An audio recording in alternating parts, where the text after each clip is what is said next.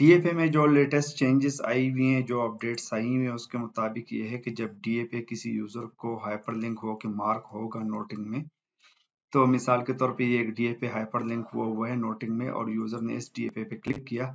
तो डीएफए के जितने भी कंटेंट होंगे वो उसको एडिटेबल फॉर्म में नजर आ रहे होंगे। नंबर वन तो ये है कि ये जो इंफॉर्मेशन टैब है डीएफए का, ये अब मिनिमाइज्ड फॉर्म में नजर आ रहा होगा, क्योंकि यूजर का ज्यादातर कंसर्न डीएफए के बॉडी के साथ होता है कि वो उसकी बॉडी में चेंजेस कर रहा होता है और ये इनिशिएटर फर्स्ट टाइम ही दे रहा होता है, लेकिन स्टिल यूजर के पास ये अथॉरिटी है नेक्स्ट लेवल यूजर के पास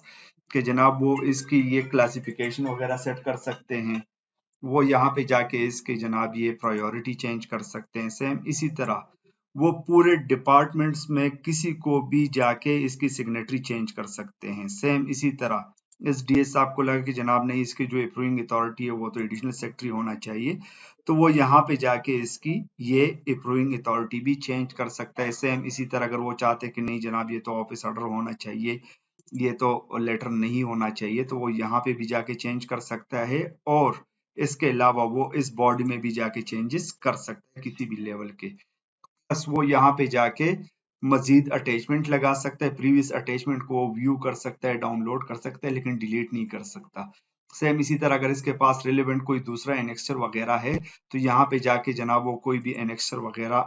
अपलोड कर सकता है कि अगर उसके पास यूजर के पास कोई और एनेक्सचर वगैरह हो। सेम इसी तरह उनको यहाँ पे लगा कि जनाब इसमें एक और रिसिपिएंट भी होना चाहिए, तो यहाँ पे जाके within organisation outside the organisation कोई भी रिसिपिएंट मजीद दूसरा कोई